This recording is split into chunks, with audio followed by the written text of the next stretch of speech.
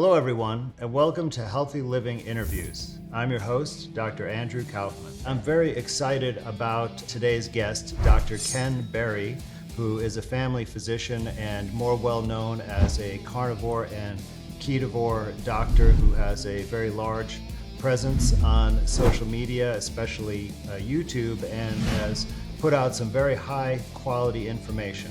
And today we're going to talk a bit about some of his work and his opinions on men's health issues. So welcome to the stage, Dr. Berry. Hey, thank you, Andy. Good to be on with you. Appreciate you having me. Oh, my pleasure. I'm glad you could be available. I know you have been around talking about this material for quite a while.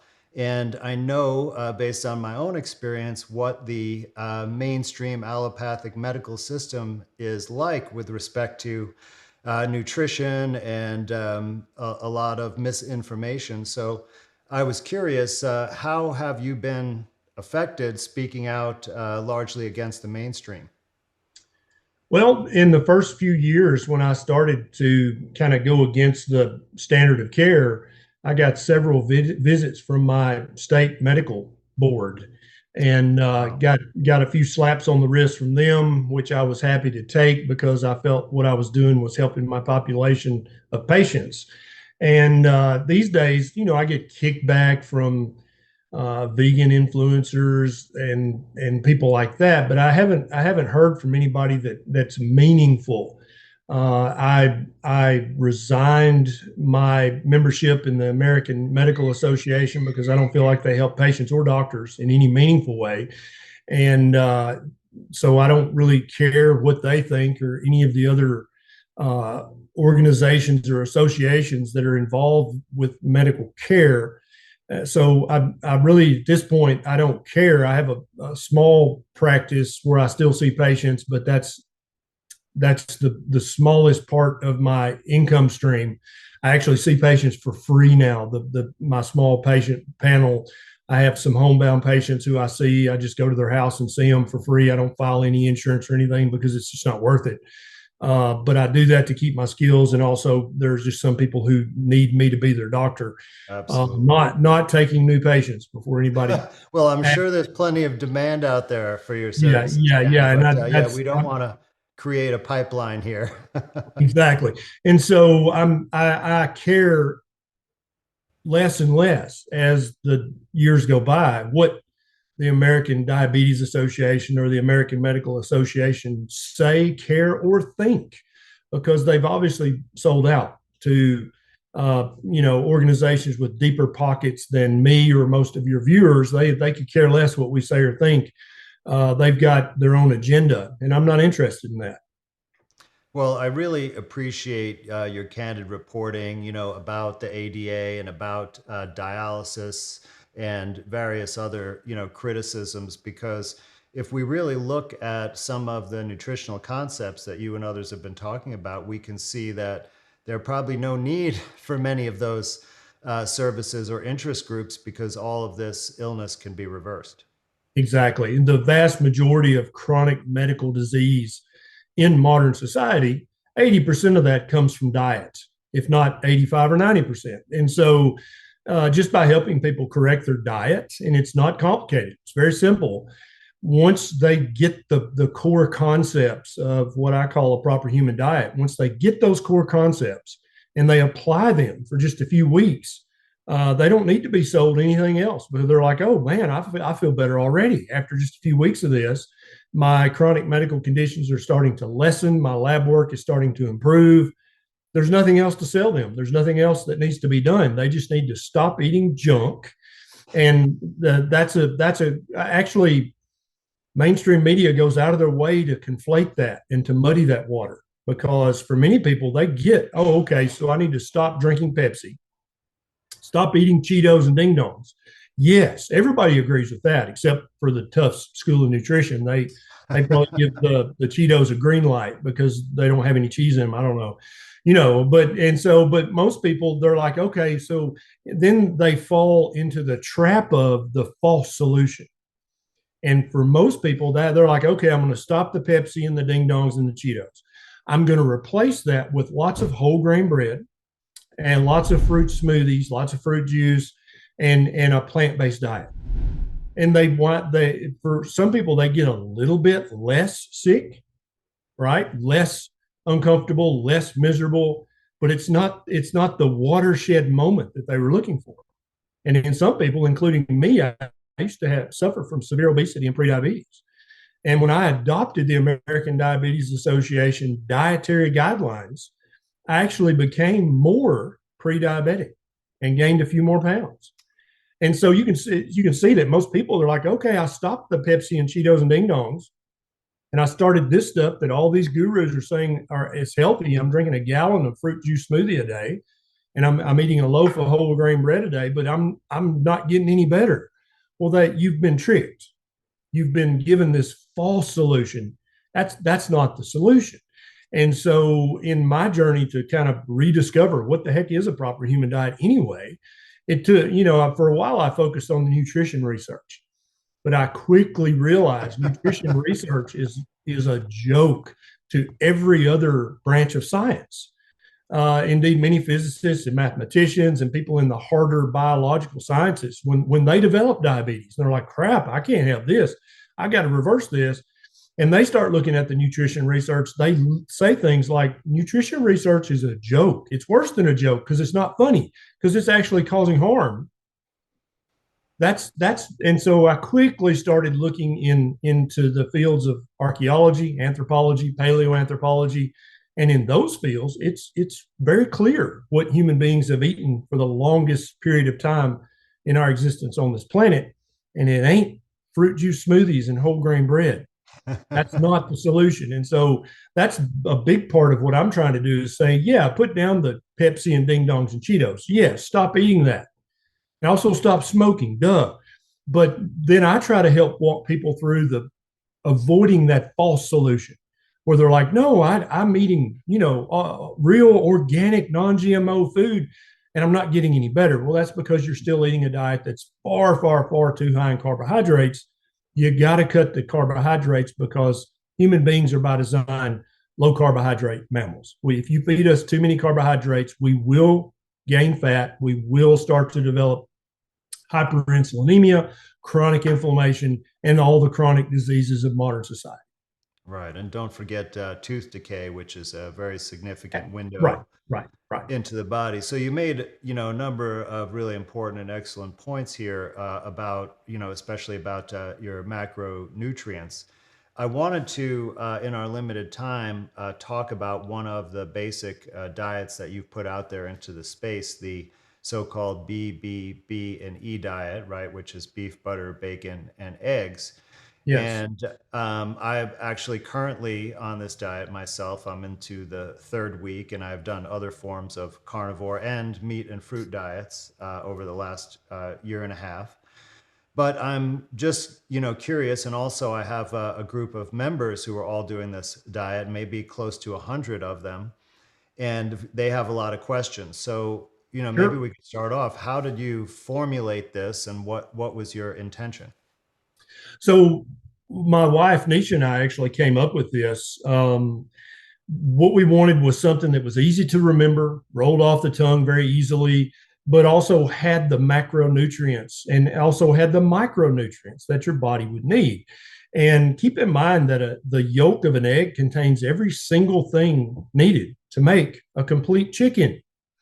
And so when you eat the yolk of an egg, you're eating nose to tail chicken, right? You're eating everything that's going to make the brain, the liver, the kidneys, everything. And so, especially pastured eggs that are truly pastured and allowed to eat bugs and worms and whatever they want to eat, that's a literal multivitamin. And so, if you can get pastured eggs along with the beef and the butter and the bacon, and then all those you want to be as pastured as much as you can afford because the price starts to go up very quickly, but you're not going to develop any vitamin or mineral And deficiencies. let me just add that it's cheaper if you buy from a local producer of the eggs, which you 100%. can find Yes, at your 100%. local And I farmers highly market. encourage everybody find a local rancher, find a local person that's got 20 hens in the backyard, buy your food from them because that's actually the best quality food that you can buy on the planet for you personally. And so beef, butter, bacon, and eggs, obviously it's sing song. You can remember that. It's easy. And the what I was trying to fight against was all of the keto products, because I think a proper human diet, depending on where you are in life, what your age is, your metabolic health, your hormonal status, your gut microbiome, perhaps, you can eat a whole food, low carb diet and do great for some people. Other people need to cut the carbs even more and be ketogenic, right? But it still needs to be whole food ketogenic. Same for ketovore, which is even lower in carbs. And then carnivore is the ultimate. That's as low carb as you can go. So many people, they're like, okay, I've heard so many success stories about keto. I'm going to try this. And so they proceed to go to the supermarket and buy keto bread and keto cookies and keto cake and keto pie and keto pancakes and keto shakes and keto bars. None of that's what I'm talking about.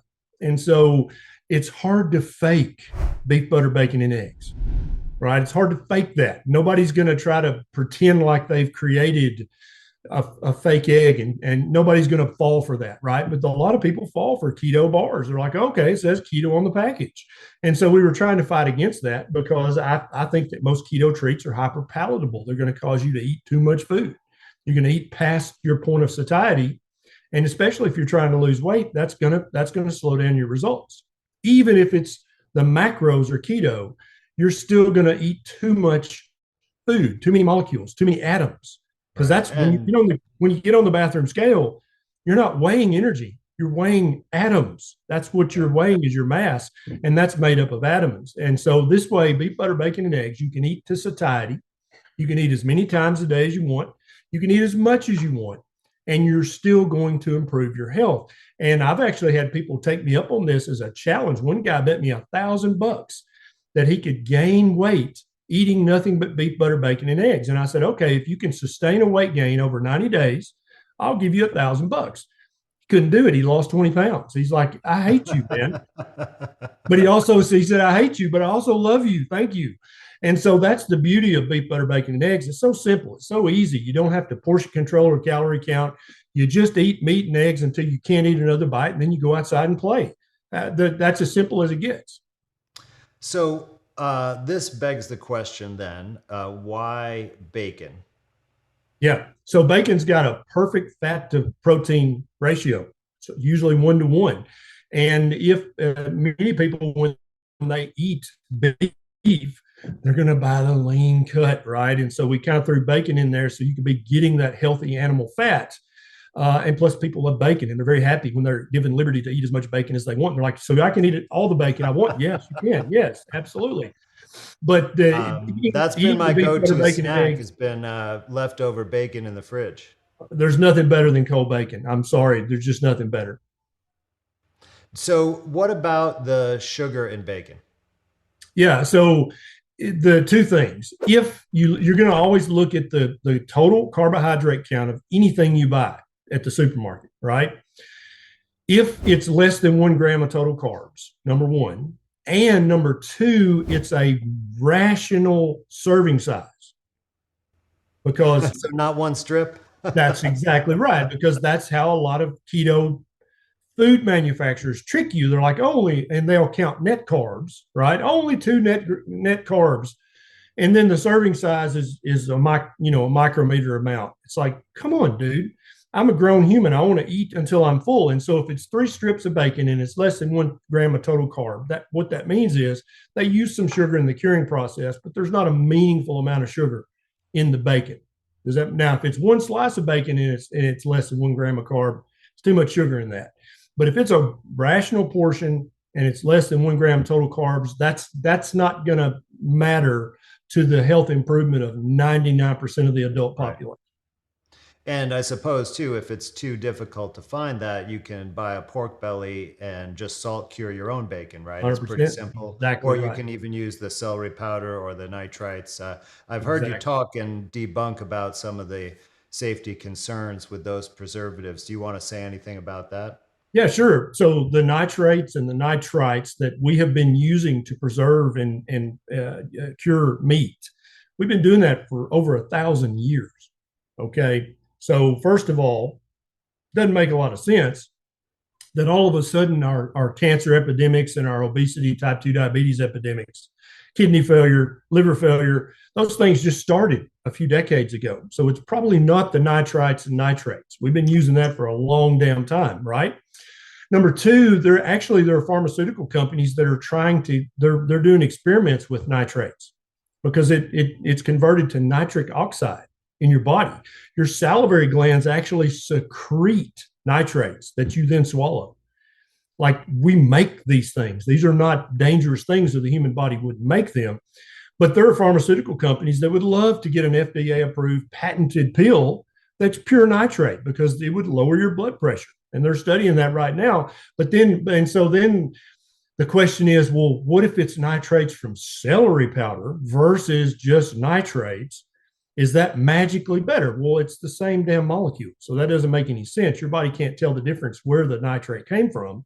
It's good for you. It's gonna increase the levels of nitric oxide in your body, which is a good thing. It lowers your blood pressure and does many other beneficial things. It doesn't matter.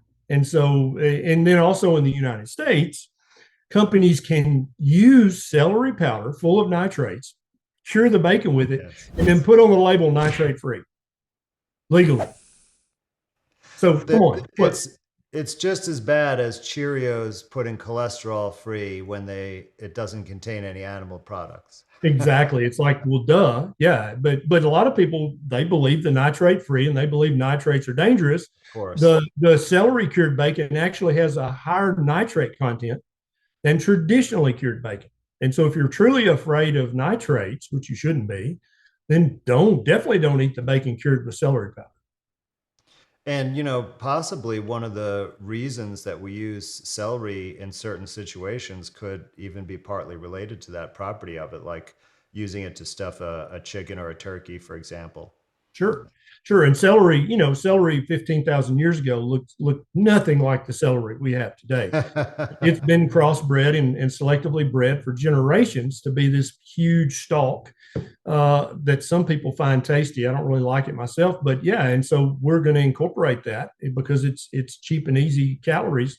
Not many, but you can get a few in there, and it gives a great distinctive flavor to the food. I don't think celery is bad for you. I also don't think that traditionally cured bacon is bad for you.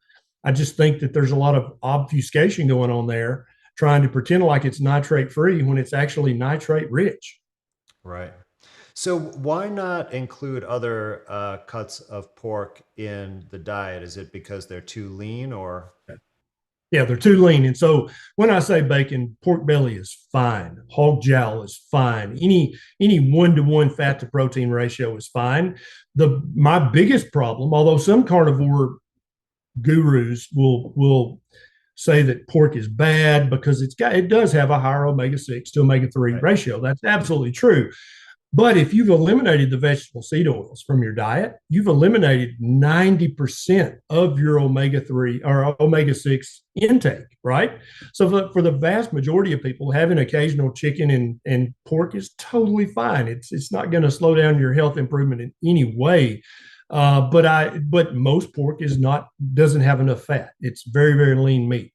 Now, I'm not sure if you've heard Paul Mason on this subject. He pointed out also that the omega-6 in meats is generally not oxidized, whereas once it's expelled from the seeds into the seed oil and it hits the air, it becomes oxidized, and that's really the toxic form of it. So would you agree with that? And I think he's very close to correct on that. There may be more nuance to that than we currently understand, because back in the early 20th century, we stopped doing any meaningful nutrition research. It literally is meaningless now. And so there are a lot of questions that we just don't know the answer to because we stopped doing the research. But I don't think for the vast majority of your followers that if you include some pork and some chicken, it's not going to have any detrimental impact on your health as long as you've stopped all the vegetable seed oils. And what about your opinion on seafood? I know that you do advocate for sardines, but I haven't heard you talk about shellfish or fish at large. I think any seafood is completely fine. Keep in mind, we were trying to come up with something people could remember easily, that was affordable for most people, that was something you would see at any supermarket. I'm a big fan of seafood as long as it's unbreaded and not fried in vegetable seed oils. We're about to go to London to speak at a conference, and we're going to eat a bunch of sashimi while we're there. We love it. And so I hope they have the fatty tuna, because that's brilliant. But I Well, if love I I can't love have, roe and caviar. All the seafood I think is fine. that's awesome because if I can't have bread, the best way I like to get my butter is with crab legs. Absolutely, yeah. Crab legs are fine. That's fantastic. So, really, there is a lot of variety that you can incorporate and still keep this extremely low carbohydrate diet. But it is, like you said, key to make sure that you get a substantial amount of fat. Are there any ruminant, beef or lamb cuts, maybe besides ribeye, that you especially recommend to get a good fatty piece of meat? Oh yeah, and it's actually very affordable. Just get ground beef or minced beef and try to buy the 70/30 if you can get it. 80/20 is not fatty enough for most people. 70/30 is great. And then after you've cooked the beef, a lot of people are like, well, you're draining off all the grease. Well, maybe you are, but I'm not, because I'll take a couple of eggs and put in there and scramble in the grease and capture a lot of that grease. And so people think grease is a dirty word. They think, oh, that's unhealthy. But if it's grease, for God's sake, why would you eat that? No, it's healthy animal fat. That's what grease is. So you want to eat that as well. Well, I'll give you a little culinary tip that if you make bone broth from beef bones and put a couple of marrow bones in there, Yes. you get a fat in the refrigerator, right? And if you cook with that, it's some of the best tasting animal fat that you can cook with, like almost as good as bacon grease. Yep. Love it. Love bone broth. I actually raise sheep here on the farm, and we're about to send some to market. I used to think that just meant the sheep are going shopping back when I was a kid, but now I know differently. But we're gonna have them keep every bones, and they pack them up in 1 pound pack. They call them soup bones.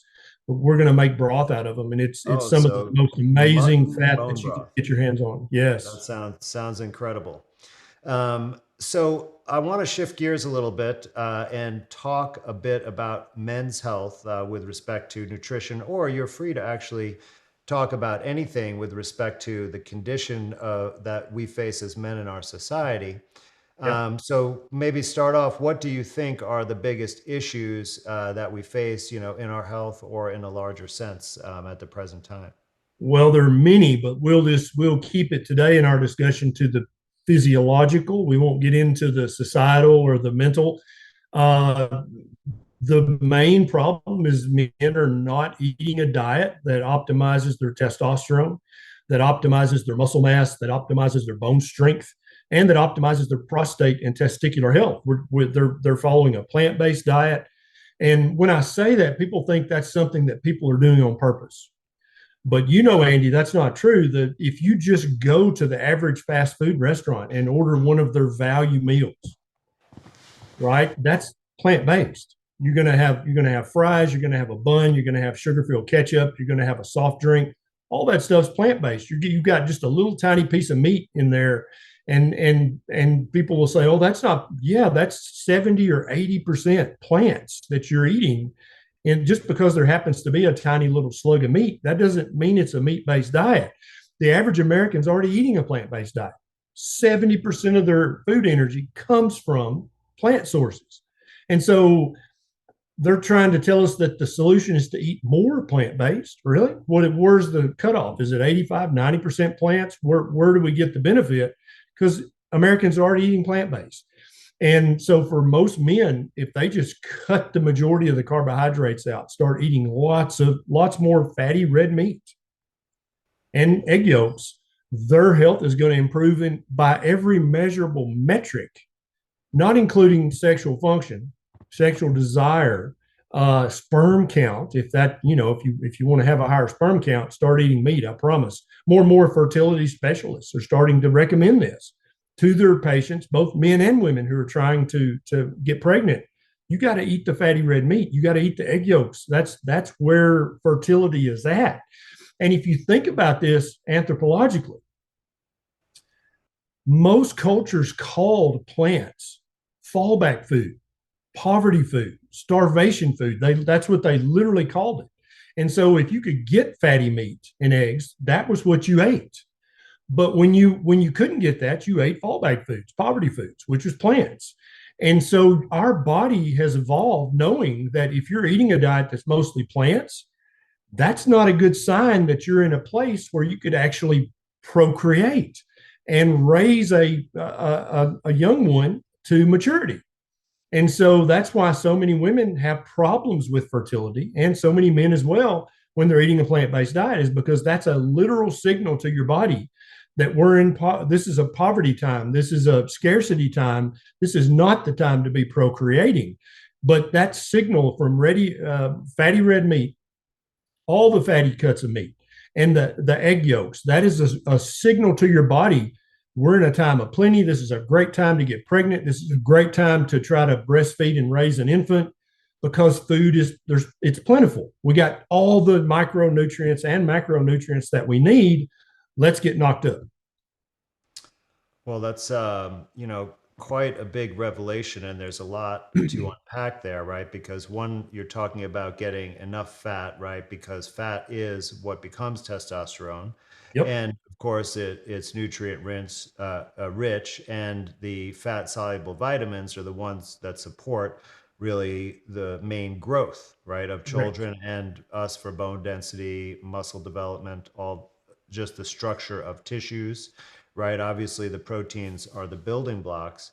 But then we Correct. also have, right, the assault from all of the processed carbohydrates that are leading to these metabolic issues and health issues, right, that interfere with some of the higher level of functioning and, of course, don't provide the correct nutrition. Are there particular plant foods, and I'm kind of baiting the question here, which may specifically assault our masculinity? And just talk about natural foods here. I know there's also processed ingredients, but Sure. So you definitely, if you're trying to be a fertile male and procreate, you need to be eating a low carb diet full of fatty red meat and egg yolks, no doubt about that. Are there specific plants that have a specific detrimental effect on your fertility? Probably. I don't think we know for sure because, as I said, we stopped doing meaningful nutrition research decades ago. Number two, if you're eating too many carbohydrates and they put you in a state of hyperinsulinemia, that's going to lead to chronic inappropriate inflammation, which is going to lead to immune system activation unnecessarily. And in many cases, your immune system is going to wind up attacking a part of your body. And very often, this is the sperm that you're trying to produce, or it could be the prostate. And so, the two biggest things, just talking primarily about prostate health, men are eating too many plants, too many carbohydrates, and they're eating something else that this triggers many carnivores that we should not be eating as human adults, and that's dairy. Okay. Dairy is for baby mammals. It is not for adult mammals. And you can see I was an animal biologist before I was a doctor. There's not a single case of a mammal as an adult seeking out dairy. They never try to nurse from a lactating female. They never sneak into the prairie and try to nurse from a buffalo. The milk is so nutrient dense that life always finds a way. There would be a possum or a raccoon or some kind of weasel or some kind of skunk that would be trying to sneak into the herd and get milk if it were good for adult mammals. And so for many men, they go carnivore and they're like, my prostate's maybe a little better, but not much. I'm like, dude, you got to cut out the dairy. They cut out all the dairy except for butter or ghee, which is just pure fat. It doesn't have the potentially inflammatory caseins and wheys. All of a sudden, the prostate's back to normal. And so eliminating foods that are not ancestrally appropriate is going to make everything better. And for the vast majority of people, dairy as an adult it should be off the menu. I know it's delicious. I love cheese, but it's not ancestrally appropriate. And for many men, they get better when they eliminate most of the carbs and plants, but they don't get to where they want to be until they eliminate the cheese and the cream. that's very interesting. And you feel that it's the casein is one of the big constituents, and the whey protein. Yeah, and there's actually multiple caseins and multiple wheys in dairy, but we talk about them like they're just one thing. But yeah, for many guys, that's inflammatory enough that it just keeps the prostate inflamed and boggy, which is going to lead to the BPH and lead to the ED and the other problems that they may be suffering from having prostate inflammation. And for some guys, it doesn't seem to be a problem. For many guys, it's a big problem. And I talk about all the time the normal distribution curve, because I think that's very important to understand. Some people call it a bell curve, but that's a bit inflammatory because of a book that was written a few decades ago.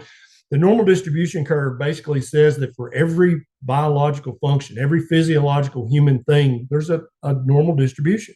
So for some people, the caseins in whey and dairy are exquisitely inflammatory. For others, if they eat too much, it's a problem. For some people, it seems like they can live on casein and whey and it's not a big deal. This is the normal variability in human beings. And so if you're currently doing keto, ketovore, carnivore, and you're including lots of cheese and cream and other dairy products, and you're doing great, keep doing it. I think it's fine.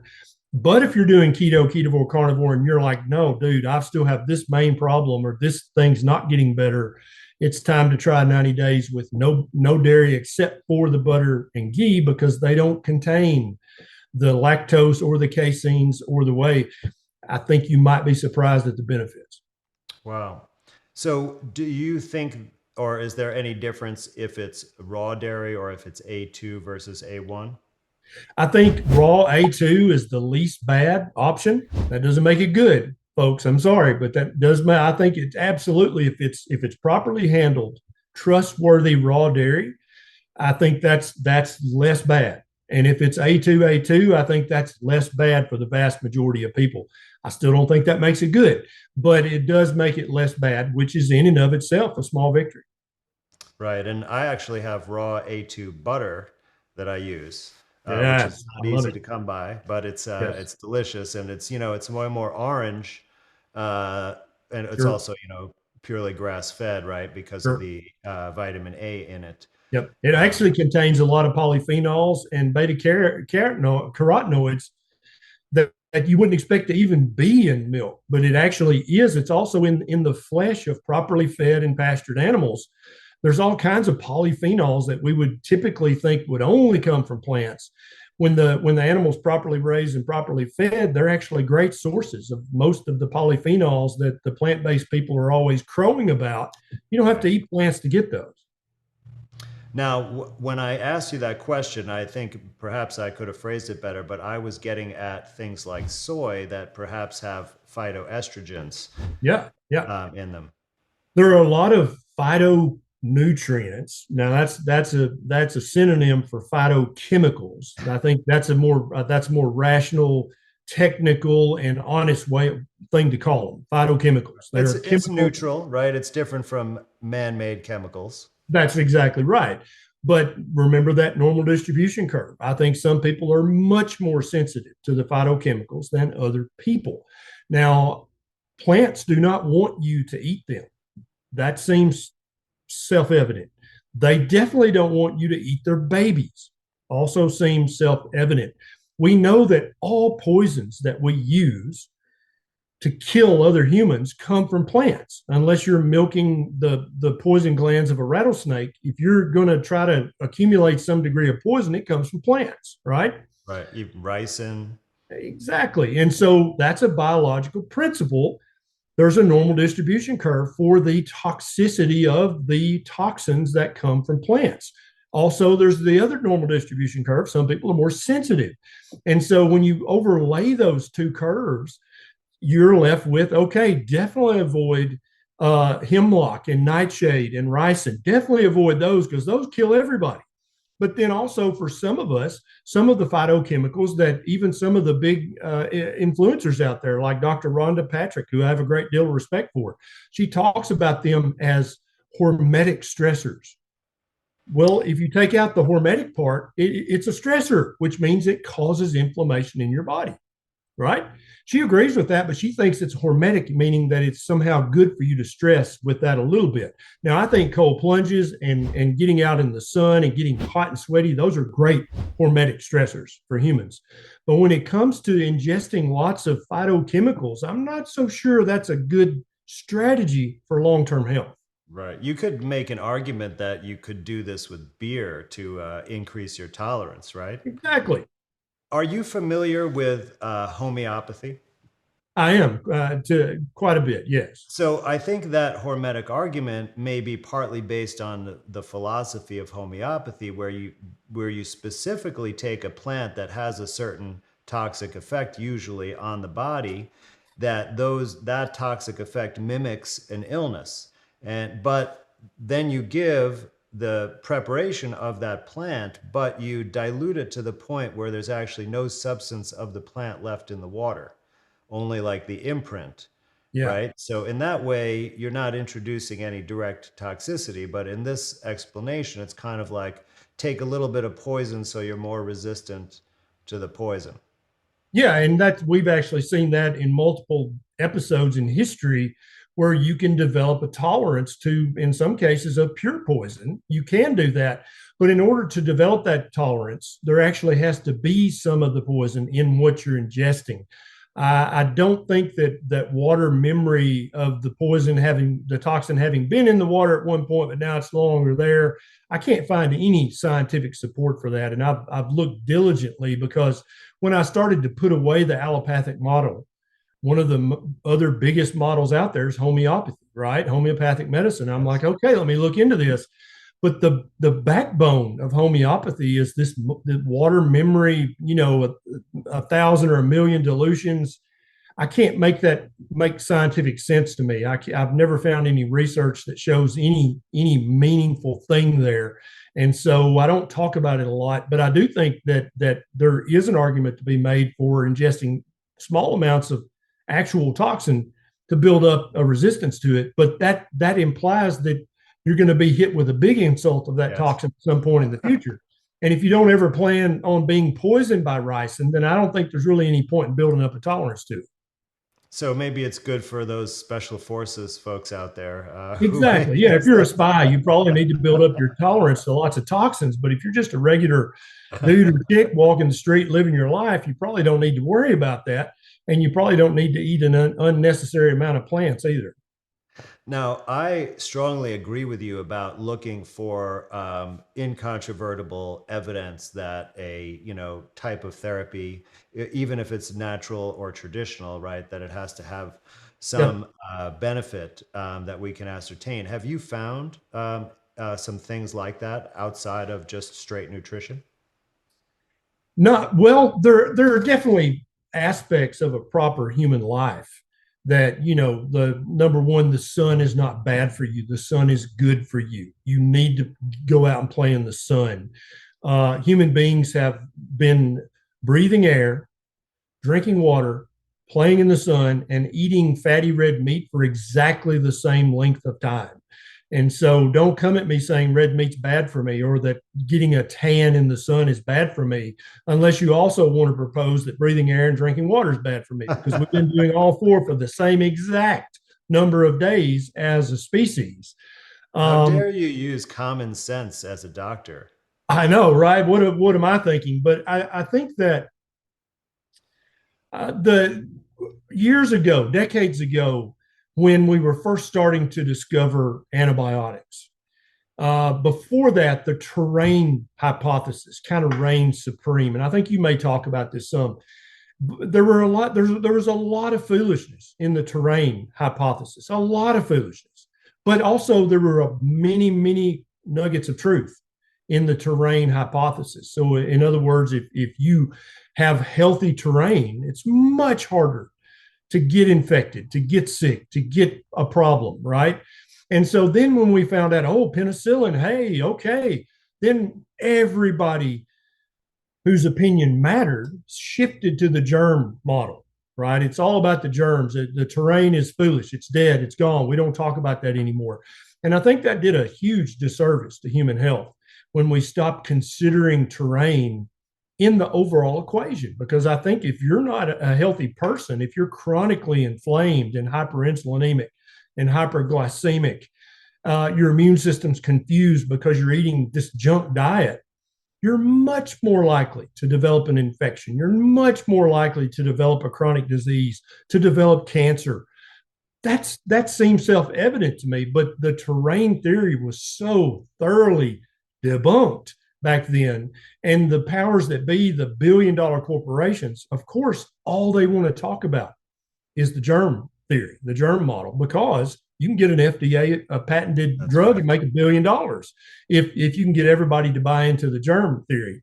And so I really see a resurgence of the terrain theory way of thinking about human health. But that's not to say that I'm whole hog on the terrain theory and completely discount the germ theory. I think the rational middle ground here is to say, yeah, we do have antibiotics that can save your life. And there are pharmaceuticals that can save your life in specific situations.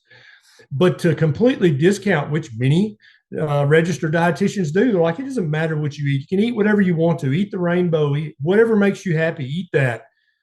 That's terrible advice. That's completely ignoring the nuggets of truth in the terrain theory, the terrain model.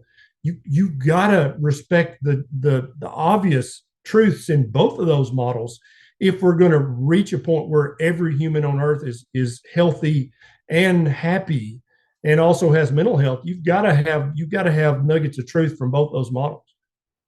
Yeah, well, I mean, absolutely. And, I just realized as you're describing that, that really this whole intervention about having a proper diet is all about changing the terrain of your body because Exactly. there's nothing else our body can be made of except what we put in it.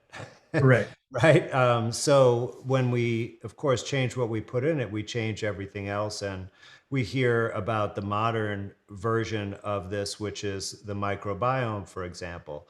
And now it's widely acknowledged the importance of that in your health, although it's not described in the context of the terrain model Right. of medicine, of course. And it is another area where there's not a business model that lends itself to large corporate interests. Like you and I, as individuals, of course, we can always make a living by teaching people, by helping them with health problems, no matter what, if we tell them to just eat differently or if we tell them to, grow an herb in their backyard and take it twice a day.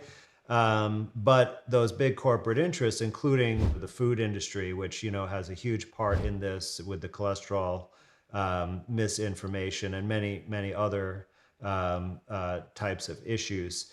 So I think we're about at the close to the end of your availability. Do you have time for one more question, or do you want to Sure. wrap Yep. up? Shoot away. So with respect to healing, I know you've heard a lot of success stories of people doing the BBB and E challenge, doing carnivore in general. Um, so one is what are the biggest surprises you had that someone could reverse a disease, and then do you think that fasting plays an important role in healing as well, or what's your take on fasting? Yeah, I'm a huge proponent of fasting. I've got an entire playlist on my YouTube channel about fasting. There's tons of research showing the beneficial effects of fasting. Now, for some people, a 16 or an 18-hour daily fast, that's all the fasting they ever need to do. Some people benefit greatly from a 48-hour fast once a week to a 72-hour fast every other week.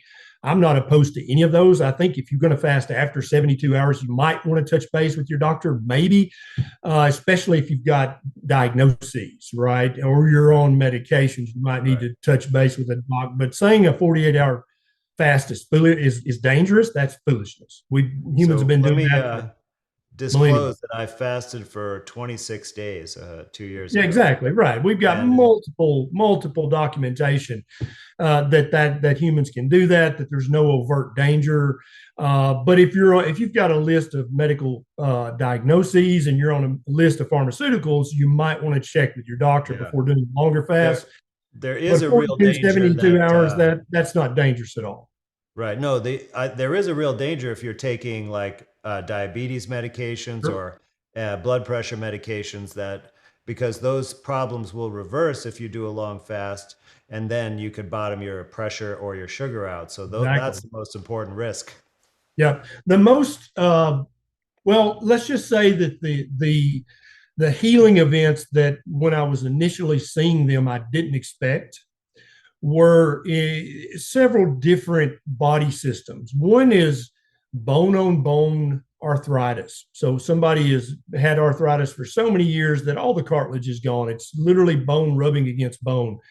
I never, as years ago when I was first recommending this to patients, I never anticipated that their pain would go completely away or get better to the point where they had knee replacement scheduled, hip replacement, shoulder replacement. They would call and cancel the appointment. They're like, I'm not going to have my joint chopped out if it doesn't hurt. Why would I? I'm like, nah, it makes sense to me, but I don't understand how this diet's doing that. Another is mental health.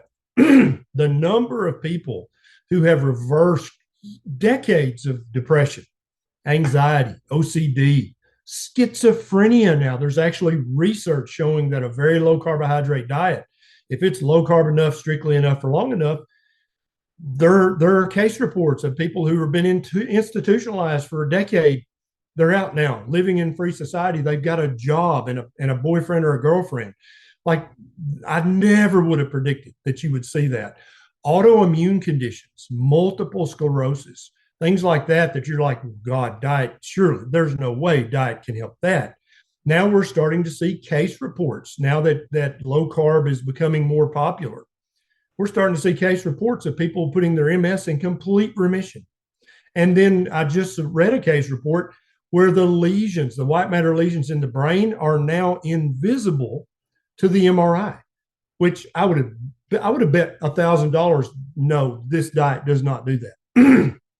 What I think we're being faced with is the near miraculous ability of the human body, aka the terrain, to heal and rejuvenate and regenerate and regrow when we stop poisoning it.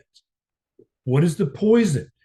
Obviously, it's the ultra processed, high sugar, high carb foods. That's obvious poison at this point. But for many of us, it's just too many plants in general, because the plants don't want to be eaten and they put phytochemicals in their tissue, especially in their seeds, to discourage other animals, aka us, from eating those. They don't want us to eat their babies or they won't be able to reproduce.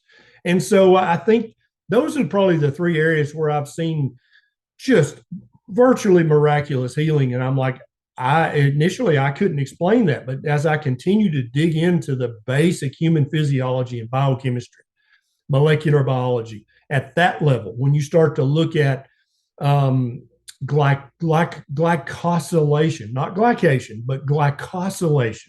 Mm-hmm. When you start to look at deuterium depletion, when you start to look almost at the atomic level, maybe molecular water, there's all these things that start to come into play that might explain all this, that might explain why a ketogenic diet, a whole food keto, not the treats, or whole food carnivore, ketovore, how they're able to cause these seemingly miraculous healings. I don't think it's a miracle. I think it's just our body has an innate ability to heal that we never appreciated. And again, we go back to the discovery of penicillin and now the predominance of the germ theory. The germ theory is kind of rested on the principles that you're weak, you're broken, you need pharmaceuticals, you can never get healthy without our help, big pharma. It's just impossible. Obviously, that's not true, or we'd be extinct as a species because we've only had big pharma for a few decades. So that can't be true. And so when you start to look at all this through an ancestral lens, what about 50,000 years ago? What about 100,000 years ago? We didn't have Pfizer or Merck, Eli Lilly. We didn't have any of those guys. How did we not become extinct? I think it's because of this seemingly miraculous ability of the human body to heal when you stop slowly poisoning it.